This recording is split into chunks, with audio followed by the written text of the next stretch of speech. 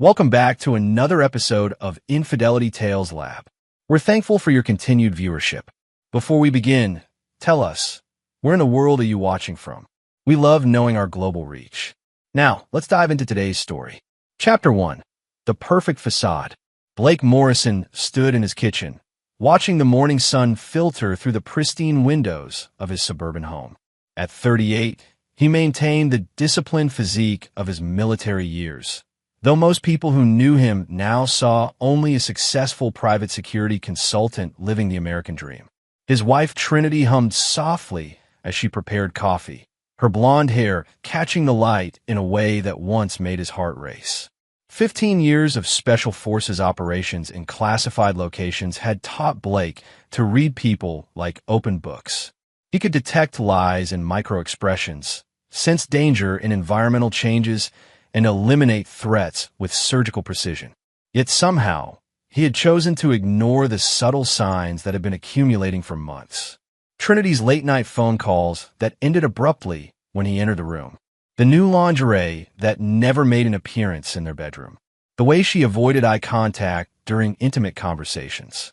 The expensive gifts she claimed were from her marketing job, despite him knowing her exact salary. "I'll be visiting my parents this weekend," Trinity announced, not looking up from her phone. "The house needs some maintenance work, and Dad's back is acting up again." Blake nodded, spooning eggs onto his plate. Frank and Dorothy Ashford had always treated him with polite distance, never quite accepting their daughter's choice to marry a man from Blake's blue-collar background. The old Victorian house on Elm Street had been Trinity's childhood home before her parents moved to a retirement community in Florida 2 years ago. "Need any help? I could drive up with you," Blake offered, though he knew the answer. "No, it's fine. Just boring family stuff. Besides, you have that Patterson security consultation this weekend." She was right about the consultation, but Blake found it curious how well Trinity tracked his schedule lately, almost as if she were ensuring she knew when he'd be unavailable. After Trinity left that Friday afternoon, Blake completed the Patterson job, a comprehensive security overhaul for a tech executive who'd receive credible threats. The work was routine, but it kept his tactical skills sharp. Blake had learned long ago that complacency could be fatal. By Saturday evening, an inexplicable restlessness had settled over him. His instincts, honed by years of dangerous operations, were sending subtle warnings he couldn't ignore. Something felt wrong about Trinity's story. On impulse, Blake drove to the Ashford house on Elm Street. He told himself he was being paranoid, that marriage counseling might be a better solution than surveillance. But as he turned onto the quiet street lined with mature oak trees, his training took over. The house sat dark and imposing against the night sky, its Victorian gingerbread trim casting intricate shadows in the moonlight. Blake parked 3 blocks away and approached on foot, moving with the silent precision that had kept him alive in hostile territories. The front door was locked, but Blake had learned lock-picking from a former CIA operative during a joint mission in Afghanistan. The skill proved useful now as he slipped inside the dusty interior. The house smelled of neglect and something else, something that made Blake's combat instincts flare to life. Following the scent, he climbed the creaking stairs to the second floor. The smell grew stronger as he approached the master bedroom. Blake pushed open the door and froze. A young woman, maybe 25, was handcuffed to the ornate brass bed frame. Her auburn hair was matted, her clothes dirty and torn. She looked up at Blake with eyes that held both terror and desperate hope. A strip of duct tape covered her mouth. Blake's military training kicked in instantly. He scanned the room for threats, confirmed they were alone, then approached the girl slowly to avoid frightening her further. "I'm here to help," he whispered, carefully removing the tape from her mouth. "Are you hurt?" "Please," she gasped, her voice hoarse. "They said they'd kill me if I screamed. I've been here for 3 days." Blake examined the handcuffs, professional grade, not something purchased at a novelty store. "Who did this to you?" "A woman with blonde hair and a man with a scar on his neck. They knew things about me. Personal things. They said I needed to disappear for a while." Blake's blood turned to ice. Trinity had blonde hair, and she'd mentioned a new friend from her yoga class, someone named Victor who had a distinctive scar from a motorcycle accident. With hands that barely trembled, Blake called Trinity's number. "Hey, baby." Her voice came through the speaker, cheerful and normal. "How's your evening?" "I'm at your parents' house," Blake said carefully. "I was worried about you working here alone." The silence stretched for several heartbeats. When Trinity spoke again, her tone had changed completely. "We don't live there anymore, Blake. Why would you go there?" The line went dead. Blake stared at his phone, then at the terrified young woman handcuffed to the bed. In that moment, he realized his marriage had been a carefully constructed lie, and he was about to discover just how deep the deception ran. Chapter 2: Shadows of Truth. Blake worked quickly to free the young woman, using a paperclip to pick the handcuff locks, another skill from his covert operations days. As the metal restraints clicked open, she rubbed her wrists and struggled to sit up. "What's your name?" Blake asked, helping her to the edge of the bed. "Iris Novak," she whispered. "I'm a journalist with the Metro Herald. I was investigating." God, this is going to sound crazy. "Try me." Iris looked at Blake intently, as if measuring whether she could trust him. "I was investigating a human trafficking network operating through legitimate businesses. High-end escorts, forced labor, the works. The trail led me to a marketing firm downtown, Prestige Communications." Blake's stomach dropped. That was Trinity's company. 3 days ago, I was leaving the office after a meeting with a source when these two people approached me in the parking garage. The woman said she knew I'd been asking questions about her business. Before I could react, the man injected something into my neck. Blake helped Iris to her feet, noting she was steady despite her ordeal. "You said they knew personal things about you. Details only someone with access to police databases or government records would know.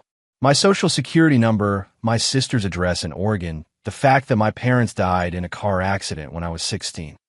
Iris's voice strengthened as she spoke. "This isn't some random crime, Mr. Morrison." "Blake Morrison." He watched her reaction carefully. Iris's eyes widened. "Morrison? Are you married to Trinity Morrison from Prestige Communications?" "Yes." "Then you're in danger too. My investigation uncovered evidence that someone at Prestige has been using the company's client database to identify and target vulnerable women. Single mothers, recent immigrants, women with no family ties. They promise high-paying jobs, then force them into situations they can't escape." Blake's mind raced through the implications. Trinity's expensive gifts, her secretive phone calls, her precise knowledge of his schedule. How long has this been going on?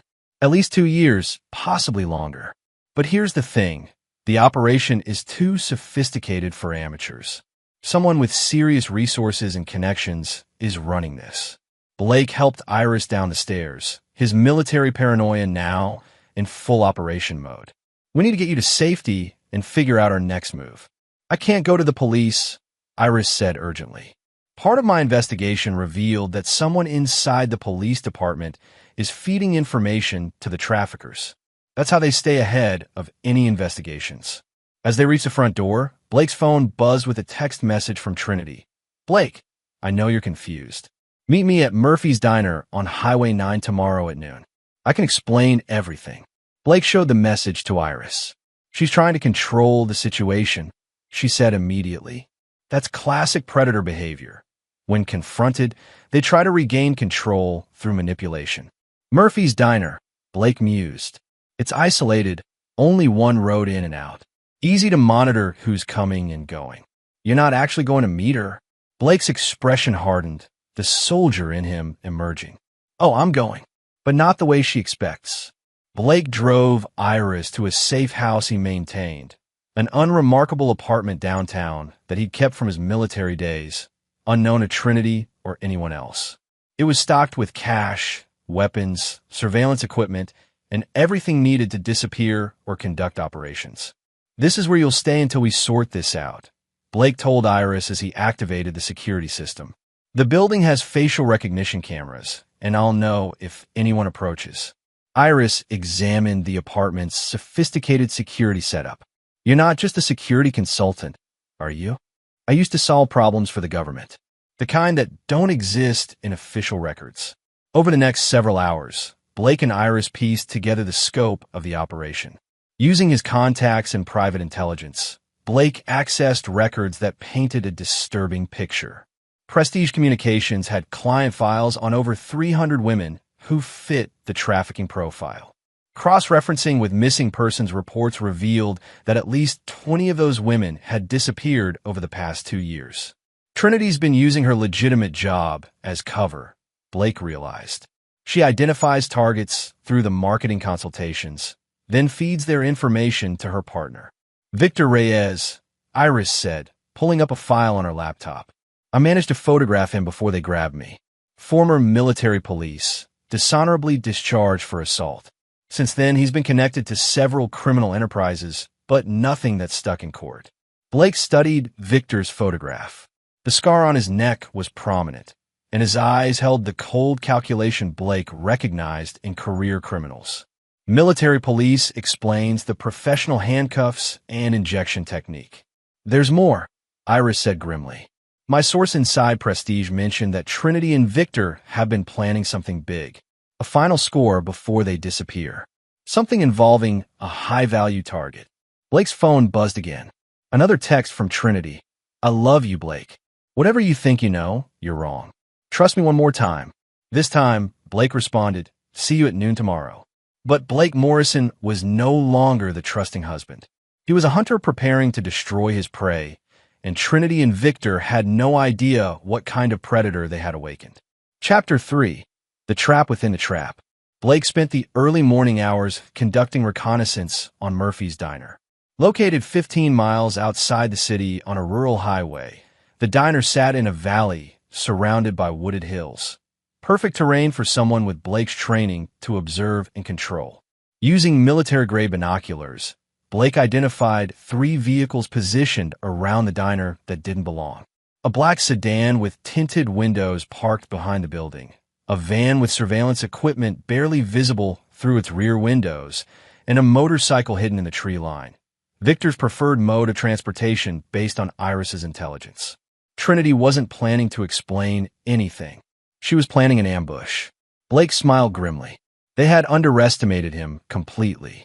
By 11:30, Blake was positioned on a ridge overlooking the diner, wearing tactical gear and carrying enough firepower to handle a small army. Through his scope, he watched Trinity enter the diner and take a booth with clear sight lines to the entrance. She kept checking her phone nervously. At exactly noon, Blake's phone rang. Where are you? Trinity's voice was strained. I'm here waiting. I'm watching you, Blake replied calmly. Along with Victor in the sedan, 2 more men in the van, and someone on the motorcycle.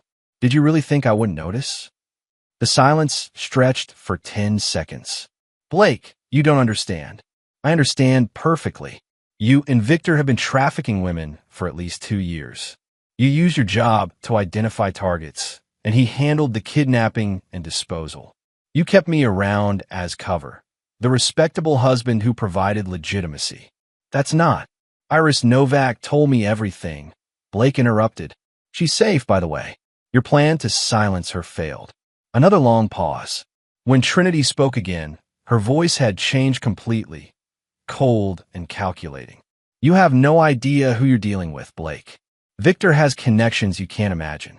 People in law enforcement, in government. If you interfere with our business, you'll disappear just like the others. Interesting threat from someone who's about to find out what 15 years of Black Ops training actually means. Blake ended the call and began moving. His first target was the motorcycle in the tree line. The rider never saw Blake coming. One moment, he was monitoring radio chatter from a van. The next, he was unconscious from a precisely applied chokehold. Blake zip-tied the man's hands and feet, took his radio and weapons, then sabotaged the motorcycle's engine. The van was parked on a service road behind the diner. Blake approached from the vehicle's blind spot, using skills learned in urban warfare environments. Through the van's rear window, he could see 2 men monitoring electronic surveillance equipment. Blake attached a small explosive device to the van's fuel tank. Not enough to kill, but sufficient to disable the vehicle and create chaos. He set the timer for 3 minutes, then moved toward the sedan.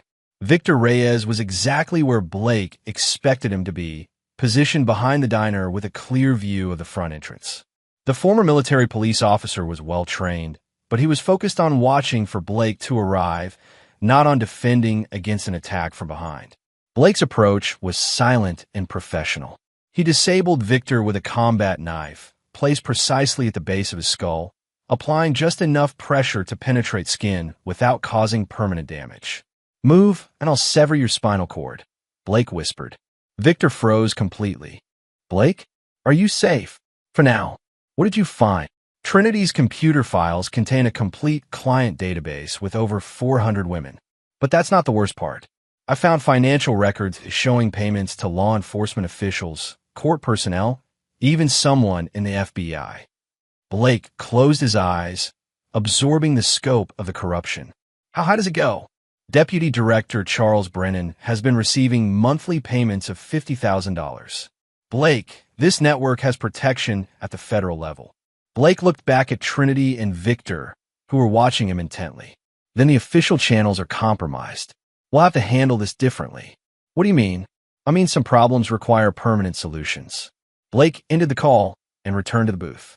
Trinity and Victor had been whispering urgently, but fell silent as he approached. "Good news," Blake announced. "My journalist friend has found evidence of your entire network, including your corrupt protectors. Bad news for you is that the corruption goes so high that normal legal channels can't be trusted." Victor sneered. "So you're stuck. You can't turn us in without risking your precious evidence disappearing." "Actually," Blake said, settling back into his seat, "it just means I'm free to handle this my way." Blake pulled out his phone and showed them a series of photographs he'd taken during his reconnaissance. The disabled surveillance van, the unconscious operatives, the sabotaged motorcycle. "You see, the beautiful thing about having your entire support network compromised is that no one will investigate too closely when you disappear. Your corrupt cops will assume you left town to avoid exposure. Your government contacts will be too busy covering their own tracks to look for you." Trinity's face went pale. "Blake, you can't be serious." "I've never been more serious in my life," Blake replied. "You've enslaved innocent women, murdered journalists, and corrupted the justice system. You think you deserve to live after that." Victor lunged across the table, but Blake was ready. The former Special Forces operative moved with lethal precision, grabbing Victor's throat and slamming him back into his seat. "Try that again, and I'll demonstrate what a collapsed windpipe sounds like," Blake said calmly. He looked at Trinity, seeing the full scope of her evil for the first time. "I loved you. I trusted you. I built my life around you. And you used all of that to cover your crimes against innocent people." "Blake, please." "The woman I married doesn't exist," Blake continued. "She was just a mask worn by a monster. And monsters need to be put down." Blake stood up, his decision made. Trinity and Victor had corrupted the system designed to bring them to justice. That left only one option. It was time for Blake Morrison to return to what he did best, eliminating threats to innocent people. Chapter 5. The Hunter's Preparation. Blake zip-tied Trinity and Victor to their booth seats, ensuring they couldn't escape while he prepared for what came next. From his vehicle, he retrieved a duffel bag containing specialized equipment from his military days, items he'd hoped never to use again. "What are you planning?" Trinity asked, her voice barely above a whisper. Blake ignored her, methodically laying out his tools on the table. Zip ties, duct tape, tactical restraints, and a selection of implements designed for information extraction. "This is insane," Victor said, but his bravado was gone now. "You're talking about murder. That makes you just like us." Blake looked at Victor with cold disgust. "I killed enemy combatants who were trying to harm innocent people. You enslaved innocent women for profit and murdered journalists for asking questions. We are nothing alike." Blake's phone rang. "Iris." "Blake, I've been monitoring police scanners. Multiple units are heading toward the diner. Someone must have reported the explosion. How long do I have?" "Maybe 15 minutes." Blake looked at his prisoners, then made a decision. "I'm moving them to a secure location. Continue analyzing the files. I want a complete list of victims and collaborators." "Blake, what are you planning to do?" "What should have been done years ago." Blake cut Trinity and Victor's restraints, then forced them at gunpoint toward the diner's rear exit. His vehicle, a modified SUV with reinforced windows and run-flat tires, was parked behind the building. "Where are you taking us?"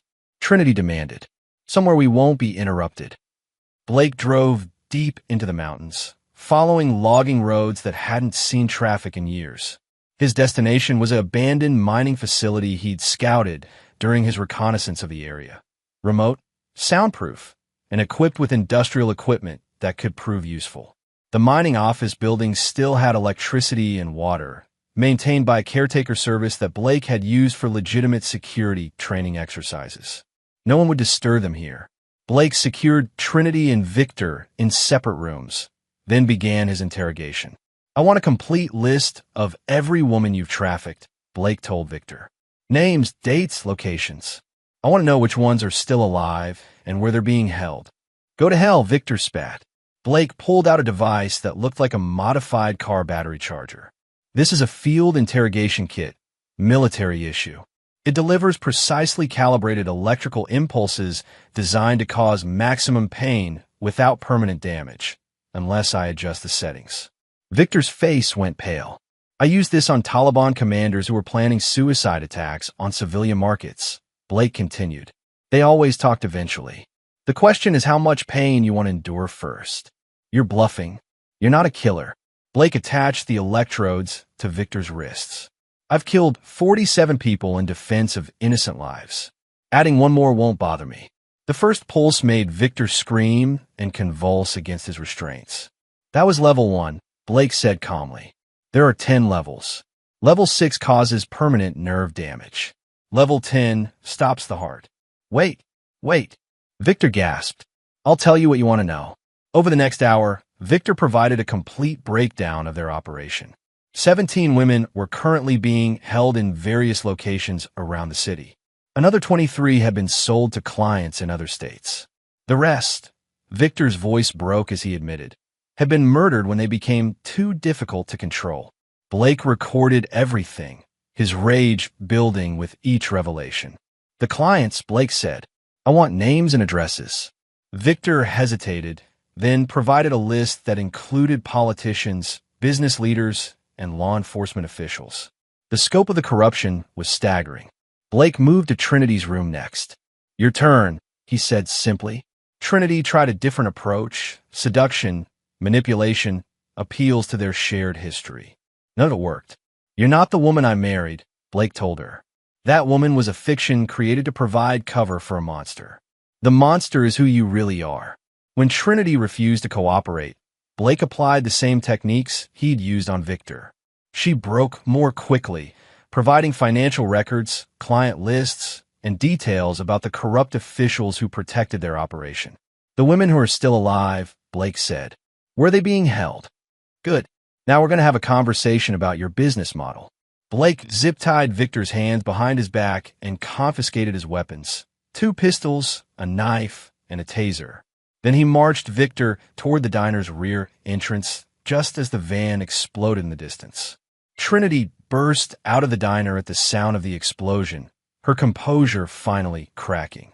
She stopped short when she saw Blake pushing Victor ahead of him at knife point. "Hello, Trinity," Blake said conversationally. "I think it's time we had that explanation you promised." Trinity's face cycled through fear, anger, and desperation before settling on defiance. "You can't prove anything. Whatever that journalist told you, it's her word against ours." "Actually, I can prove quite a lot." Blake produced a small recording device. "For instance, I can prove you just threatened to have me killed by Victor's government connections. I can prove you admitted to running a human trafficking operation. And I can prove you've been lying to me for years."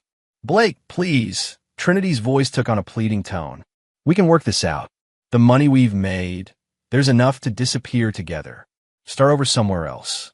Blake studied his wife's face, seeing clearly for the first time the cold calculation behind her blue eyes. "You really think I'd become your accomplice? Help you traffic innocent women?" "You killed people in the military," Trinity shot back. "How is this different?" "I killed enemies who were trying to harm innocent people," Blake replied. "You enslaved innocent people for profit. If you can't see the difference, then you're even more lost than I thought." Victor struggled against his restraints. You have no idea what you're interfering with, Morrison. This operation has protection at levels you can't reach. Blake pressed the knife deeper, drawing a drop of blood. Keep talking. I'm recording everything. Blake, Trinity said desperately, I love you. I always have. This business, it was Victor's idea. He manipulated me, made me think we needed the money. Blake looked at his wife with disgust. Even now, you're lying. Iris's investigation shows you initiated contact with Victor, not the other way around. You recruited him because you needed someone with military skills to handle the physical aspects of the operation. Trinity's mask finally dropped completely. Fine. Yes, I started it. Yes, I used my job to find targets. And yes, I married you because a special forces husband provided perfect cover. But you know what, Blake? I don't regret any of it. Those women were weak. They allowed themselves to be victims. Blake stared at this stranger who wore his wife's face. And now you're going to face justice for what you've done to them. What justice? Trinity laughed bitterly. You think the police will believe you? Victor's right about our connections. By tomorrow, you'll be wanted for assault and kidnapping, and we'll be free. Blake smiled, a cold, predatory expression that made both Trinity and Victor take involuntary steps backward. Who said anything about involving the police? Chapter 4. The Network Revealed. Blake forced Trinity and Victor into the diner at knife point, herding them toward a back booth where they couldn't be seen from the road. The waitress, an elderly woman named Agnes, had fled when the van exploded, leaving the restaurant empty. Sit, Blake commanded, positioning himself where he could watch both the front door and his prisoners.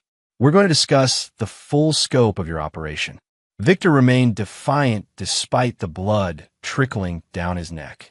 You're making a mistake, Morrison. People know we're here. When we don't check in.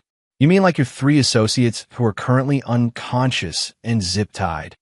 Blake interrupted. I've already disabled your entire support team. Trinity's eyes darted between Blake and the front windows. You can't hold us here indefinitely. Someone will call the police. Let them come, Blake said calmly. I have recordings of both of you admitting to human trafficking, kidnapping, and conspiracy to commit murder, plus physical evidence from the house on Elm Street and Iris Novak's testimony. Blake leaned forward, his voice dropping to the tone he'd used when interrogating insurgents. But I'm more interested in the scope of your network. Iris mentioned you have protection in law enforcement and government. I want names. Victor laughed harshly. You think we'd give up our protection? You're stupider than I thought. Blake pulled out his combat knife and placed it on the table between them. The blade caught the fluorescent light, its edge honed to surgical sharpness. I've extracted information from Taliban commanders and Russian intelligence operatives, Blake said conversationally. Compared to them, you two are amateurs. Trinity's bravado cracked slightly. Blake, you wouldn't. Wouldn't what? Use the same techniques I use to protect American lives overseas? The difference is, you two are actually guilty of the crimes I'm investigating. Blake's phone buzzed with a text from Iris. Found something big in Trinity's files. Call me when safe. Your journalist friend is still digging, Blake told them. She's very thorough. I suspect she's already found evidence that will implicate your entire network. Victor's jaw tightened. Novak is a problem that needs to be eliminated. Interesting choice of words, Blake said, starting the recording app on his phone. Please elaborate on how you eliminate problems. We make them disappear, Victor said coldly. Permanently, just like we're going to do with you. Trinity shot Victor a warning look, but the damage was done. Blake nodded thoughtfully. So you admit to murder. How many women have you killed, Victor? Enough to perfect the technique. Blake, stop this, Trinity pleaded. Victor doesn't know what he's saying. He's in shock from the injury. Actually, he's being very helpful, Blake replied. Keep going, Victor. Tell me about your government connections. Victor seemed to realize he was being manipulated, but his anger overrode his caution. You want to know about connections? Fine. Detective Ray Hutchins with Metro PD has been feeding us information about investigations for 18 months. He gets 20% of our profits. Anyone else? Assistant District Attorney Maria Santos helps us identify which cases to worry about and which ones will disappear. She's been very useful. Trinity looked horrified. Victor, shut up. But Victor was beyond reason now, his military training warped by years of criminal activity. And your precious Iris Novak? She's not the first journalist who got too close. We dealt with two others, a reporter from Channel 7 and a freelancer who was investigating missing persons cases. Blake felt cold fury building in his chest. Dealt with them how? The same way we deal with all problems. They went for boat rides and forgot how to swim. Blake had heard enough. These weren't just criminals. They were serial killers operating under the protection of corrupt officials. The justice system they had compromised couldn't be trusted to handle them properly. I need to make a phone call, Blake announced, standing up. Don't move. Blake walked to the front of the diner and called Iris. There's a warehouse on Industrial Boulevard, Trinity sobbed. And a house in Riverside. Blake, please, I can help you rescue them. I know where everything is. You're going to help me, Blake agreed. But not the way you think. Blake spent the evening reviewing the intelligence he gathered. 17 women held in 2 locations, guarded by at least 6 armed men. Multiple corrupt officials who would interfere with any official rescue attempt. And a client list that read like a who's who of the city's power structure. The scope of the problem was beyond what any individual could handle through legal channels. But Blake wasn't planning to use legal channels. He called Iris from a secure phone. I have intelligence on the entire operation, he told her. Locations, victim names, client lists, financial records. Everything needed to expose the network. That's incredible. We can take this to federal authorities. The corruption goes to the federal level, Blake interrupted. Deputy Director Brennan at the FBI has been taking payments. We can't trust official channels. Then what do? You're going to release everything to the media. Every major news outlet, every social media platform, every journalist in the country. Make it impossible to suppress or ignore. What about the women who are still being held? Blake looked through the window at Trinity and Victor, who were secured in the mining facilities holding cells. I'm going to rescue them. Tonight. Blake, you can't do this alone. It's too dangerous. I've conducted solo rescue operations in hostile territory before. This is what I'm trained for. Blake ended the call and began preparing for what would likely be the most important mission of his life. 17 innocent women were counting on him, whether they knew it or not. And Trinity and Victor were about to learn what happened to people who enslave the innocent. Chapter 6, The Reckoning begins. Blake stood over Trinity and Victor in their separate holding cells, both now restrained with military-grade restraints that left no possibility of escape. The mining facility's isolation was perfect. No one would hear what happened next.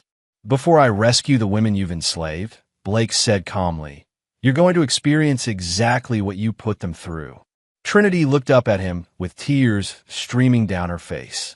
Blake, I know you hate me, but please, we could disappear together. Start over. I can change. Blake studied the woman he'd once loved, seeing only a predator desperate to escape consequences. You spent years lying to my face while you tortured innocent people. You married me to provide cover for your crimes. Every kiss, every I love you, every moment of intimacy was just part of your deception. That's not true. I did love you. You loved having cover for your operations, Blake interrupted. A special forces husband provided credibility and protection. That's all I ever was to you. Blake turned to Victor, who was trying to maintain his defiance despite the circumstances. And you took Trinity's weakness and turned it into something monstrous. You convinced her that innocent people were acceptable casualties for your profit. Those women made their own choices, Victor snarled. They wanted easy money. We just showed them the reality of their decisions. Blake pulled out his combat knife, its blade gleaming in the fluorescent light. Let me show you the reality of your decisions. Blake began with Victor's expensive watch, cutting it off his wrist. Then his wallet, his phone, his jewelry, everything that represented his identity and status. Strip, Blake commanded. What? You heard me. Everything off. Now. When Victor hesitated, Blake pressed the knife to his throat. Your victims were forced to strip for your clients. Experience what they experienced. Humiliated and terrified, Victor complied. Blake repeated the process with Trinity, ignoring her pleas and tears. Your victims felt this same humiliation, this same helplessness. The difference is they were innocent. Blake handcuffed both prisoners to chains hanging from the ceiling, the same position their victims have been forced to endure. Then he left them alone in the dark, cold cells. "I'll be back," Blake announced. "Think about what your victims went through while I'm gone rescuing the women you enslaved." Blake drove toward the warehouse on Industrial Boulevard, his vehicle loaded with tactical gear and weapons. Through Iris's intelligence network, he confirmed that 6 armed guards were holding 9 women in the converted warehouse. The building sat in an industrial area surrounded by empty lots and abandoned structures, perfect for Blake's purposes. Using night vision equipment, he conducted a thorough reconnaissance of the facility. 2 guards patrolled the perimeter.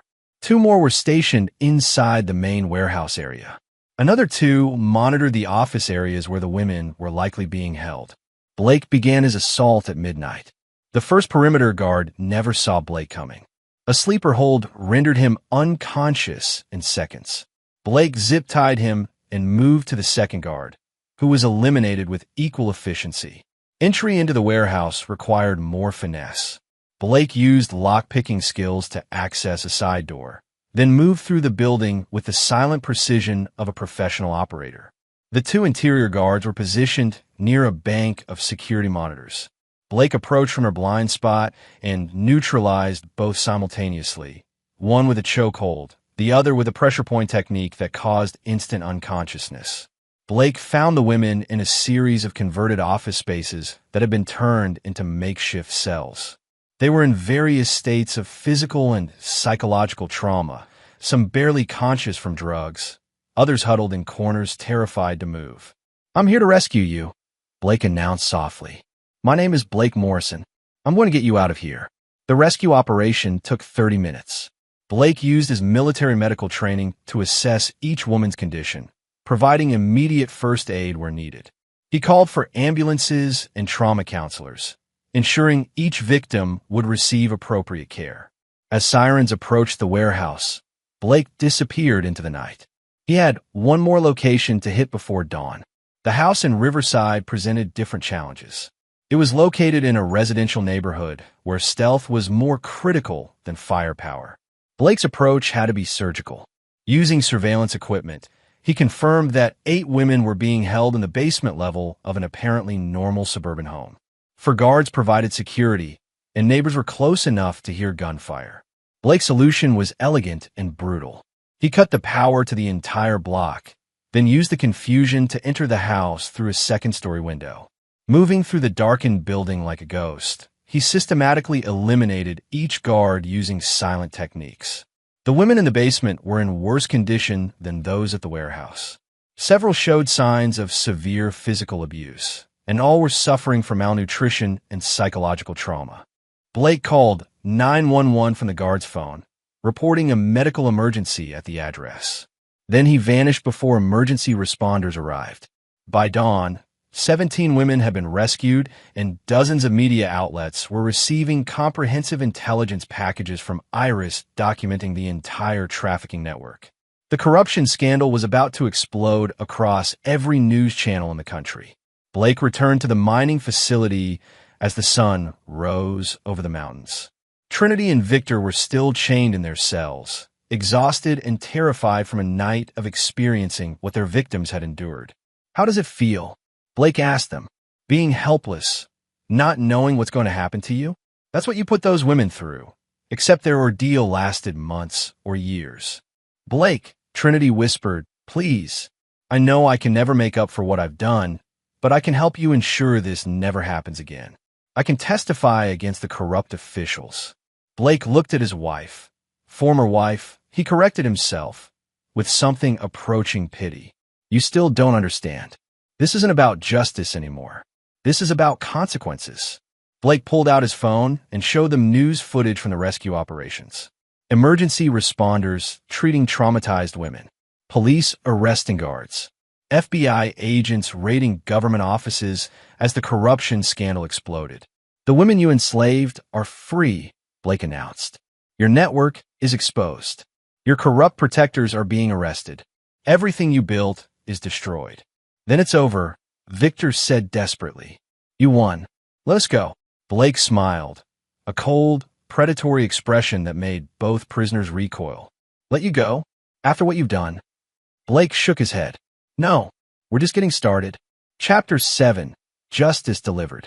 Blake stood in the mining facility's main room, surrounded by the evidence of Trinity and Victor's crimes spread across multiple tables. Financial records, victim photos, client lists, and recorded confessions created a comprehensive picture of their trafficking network's scope and brutality. On his laptop, news coverage played continuously. FBI raids on corrupt officials' homes. Emergency responders treating rescued victims. Politicians and police officers being arrested in handcuffs. The scandal was dominating every news cycle in the country. You see this. Blake called to his prisoners. This is what happens when monsters get exposed to the light. Trinity and Victor, still chained in their cells, looked haggard after their night of experiencing helplessness. But Blake wasn't finished with them yet. I've been thinking about appropriate consequences for your crimes, Blake announced, walking between their cells. The justice system you corrupted can't be trusted to handle this properly. Too many of your collaborators are still in positions of power. Blake pulled out a tablet showing surveillance footage he'd recorded during the rescue operations. 17 women freed from your operation. But according to your confessions, you murdered at least 34 others over the past 2 years. Blake, please, Trinity begged.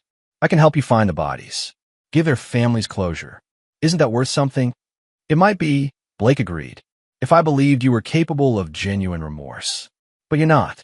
You're just trying to manipulate me one more time. Blake activated a wall-mounted television screen. On it, interviews with the rescued women played silently, their faces blurred to protect their identities, but their words devastating in their impact.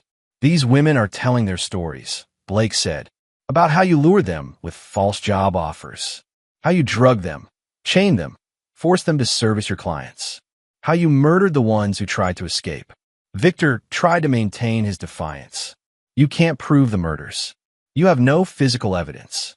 Blake pulled out a recorder and played Victor's voice from the previous day, the same way we deal with all problems. They went for boat rides and forgot how to swim. Actually, I have very detailed confessions from both of you. Admissions to murder, trafficking, corruption, everything needed to ensure you never hurt anyone again. Blake's phone buzzed with a text from Iris. All evidence packages delivered to media. Story breaking on every major network. Federal task force being assembled to investigate corruption. You did it, Blake. Blake showed the message to his prisoners. My journalist friend has ensured your crimes will be front-page news for months. Every detail of your operation, every victim's story, every corrupt official you bribed, all of it public knowledge. Then why are you keeping us here? Trinity demanded. Turn us over to the FBI. Let the system handle us. Blake laughed bitterly. The system? The same system where Deputy Director Brennan was taking $50,000 a month from your operation? The system where Detective Hutchins fed you information about investigations? The system where ADA Santos made your criminal cases disappear? Blake walked to a wall display showing organizational charts of their network's corruption. Even with the evidence I've provided, how many of these officials will actually face meaningful consequences? How many will make deals, claim ignorance, or simply resign quietly? That's not our fault, Victor protested. It's exactly your fault, Blake replied coldly. You created this network of corruption specifically to protect yourselves from consequences. You made justice impossible through legal channels. Blake pulled out a set of photographs, crime scene images he'd obtained through his intelligence contacts. These are the burial sites where you disposed of your murder victims. Remote locations where you thought they'd never be found. Trinity's face went white. How did you? I have resources you never imagined, Blake said.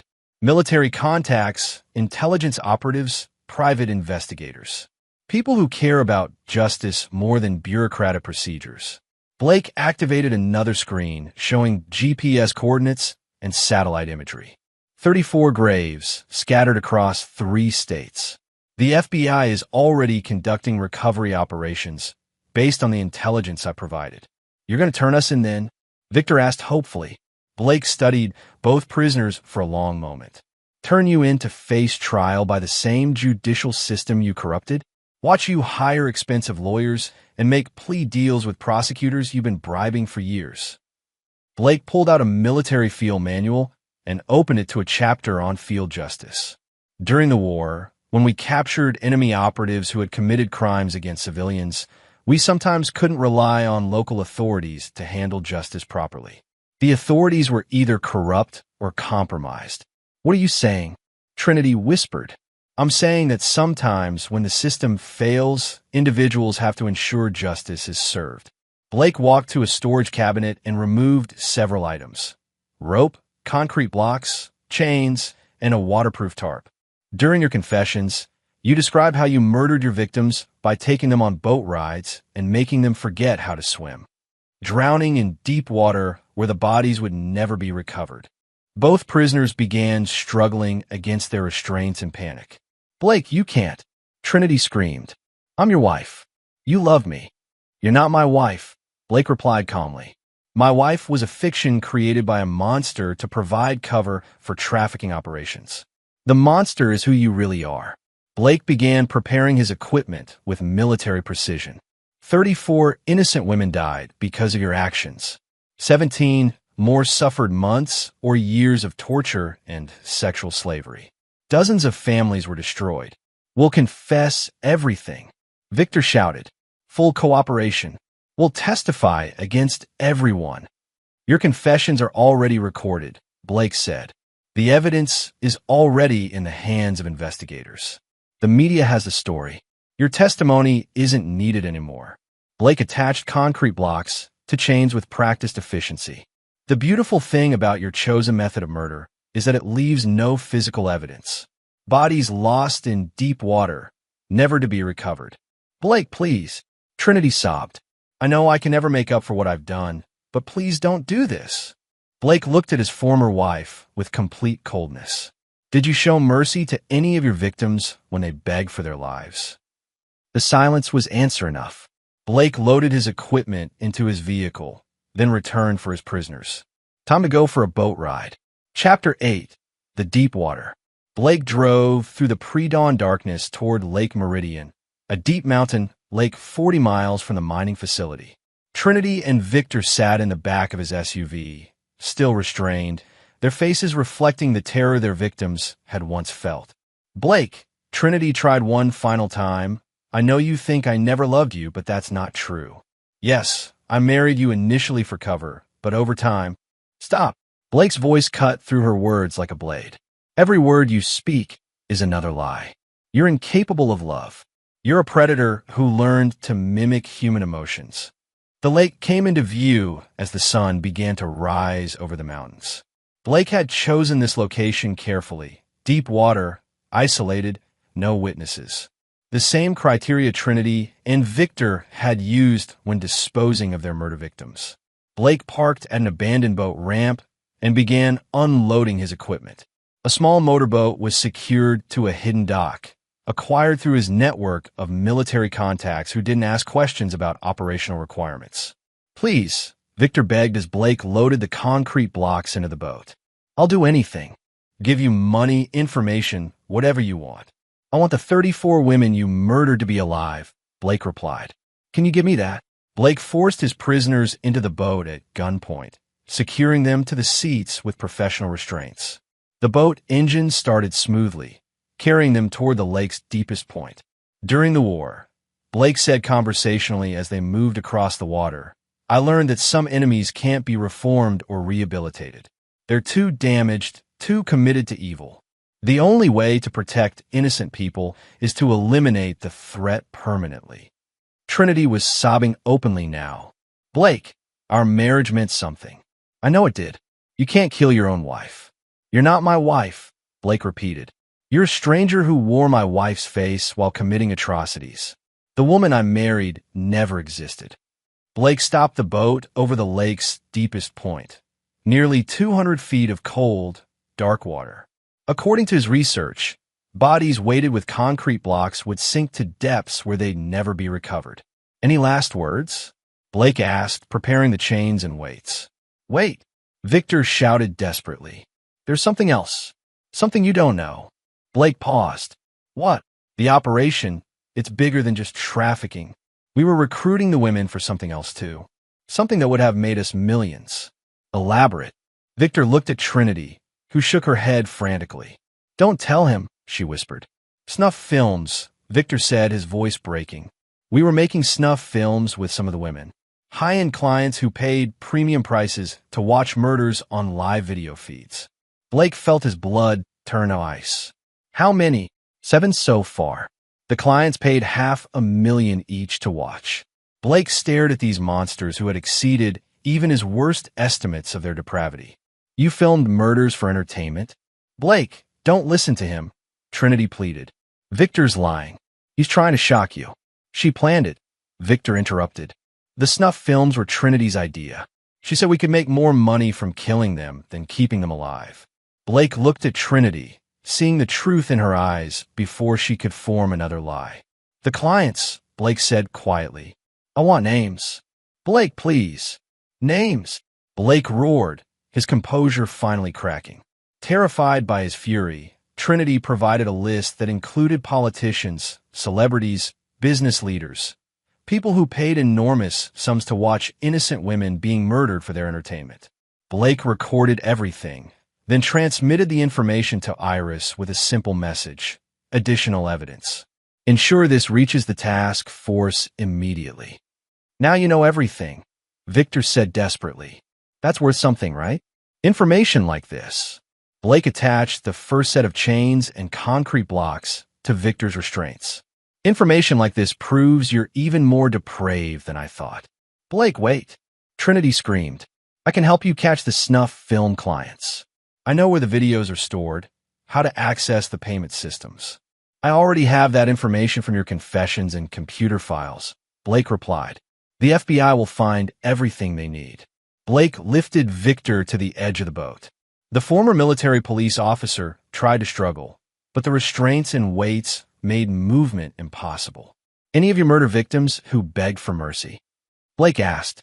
Victor's face twisted with rage and fear. You're a killer just like us now, Morrison. What does that make you? The difference, Blake said calmly, is that I kill monsters to protect innocent people. You killed innocent people to become monsters. Blake pushed Victor over the side.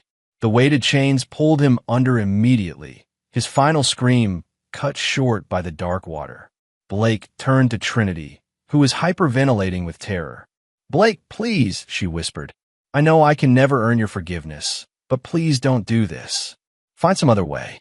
Blake studied the woman who had shared his bed while planning murders for profit. What other way? Life in prison where you'll manipulate guards and other inmates? Escape attempts funded by your hidden assets? Plea bargains that reduce your sentence. Blake attached the chains to Trinity's restraints. You corrupted the justice system specifically to avoid consequences. There is no other way. Blake, I love you, Trinity said desperately. Whatever else I've done, that part was real. Please don't let your last memory of me be like this. Blake looked into Trinity's eyes and spoke with quiet finality. My last memory of you is finding Iris Novak handcuffed to a bed in your operation. Everything before that was a lie. Blake lifted Trinity to the edge of the boat. She wasn't struggling anymore, just staring at him with a mixture of terror and desperate hope. Our wedding vows, she whispered. Till death do us part. You promised. Death has already parted us, Blake replied. You died the moment you chose to become a monster. Blake pushed his former wife into the dark water and watched her disappear beneath the surface. The lake returned to stillness, its depths now holding the final remains of a trafficking network that had destroyed dozens of lives. Blake sat in the boat for several minutes, feeling something settle inside him. Not satisfaction, but a sense of completion. Justice had been served. The innocent were protected. The monsters were gone. Blake started the boat engine and headed back to shore. He had cleanup work to finish and a new life to begin. Chapter 9, New Beginnings. 3 months later, Blake Morrison sat in a coffee shop in Portland, Oregon, reading news coverage of the federal task force's final report on the trafficking network. The investigation had uncovered evidence of corruption that reached the highest levels of government, resulting in dozens of arrests and resignations.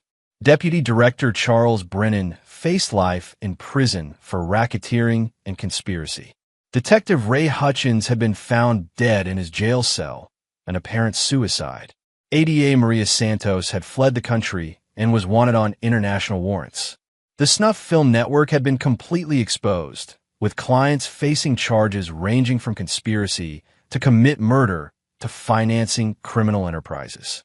Several high-profile politicians and business leaders had been arrested in coordinated raids. Blake's phone buzzed with a text from Iris Novak, meeting with documentary producers today. They want to tell the complete story of how the network was exposed and the victims were rescued. You sure you don't want to participate? Blake typed back, "The victim stories are what matter. Keep me anonymous." Blake had disappeared from his old life completely. Officially, Blake Morrison had died in a boating accident on Lake Meridian, the same accident that killed Trinity Morrison and Victor Reyes when their boat was found capsized with no survivors. In reality, Blake had used skills learned during his Special Forces years to create a new identity. Thomas Blake was a security consultant based in Portland, with impeccable references and a background that would withstand careful scrutiny. The insurance money from Trinity's death had been donated anonymously to organizations that helped trafficking victims. Blake had no interest in profiting from her crimes. Blake's new apartment was spartanly furnished but comfortable. He'd returned to the simple life he'd known before marriage, finding peace in routine and solitude. The nightmares had stopped after the first month. His phone rang. A potential client needing security consultation for her small business. Blake Security Solutions, this is Tom. Mr. Blake? My name is Sarah Chun. I run a women's shelter downtown, and we've been having some security issues. Break-ins, threatening phone calls. Could you help us? Blake smiled. I'd be happy to help. Where would you like to meet? Blake spent the afternoon at the shelter, assessing security needs and meeting with staff. The women staying there reminded him of the trafficking victims he'd rescued, survivors working to rebuild their lives after experiencing unspeakable trauma. We don't have much budget for security upgrades, Sarah explained apologetically. Don't worry about the cost, Blake replied. Consider this pro bono work. Blake installed a comprehensive security system over the following week, including cameras, alarms, and panic buttons. He also trained the staff in basic security protocols and provided his personal contact information for emergencies. Why are you doing this? Sarah asked as Blake completed the installation. You could make more money working for corporations. Blake looked at the women in the shelter's common area. Mothers with children, young women trying to start over, elderly women who had nowhere else to go.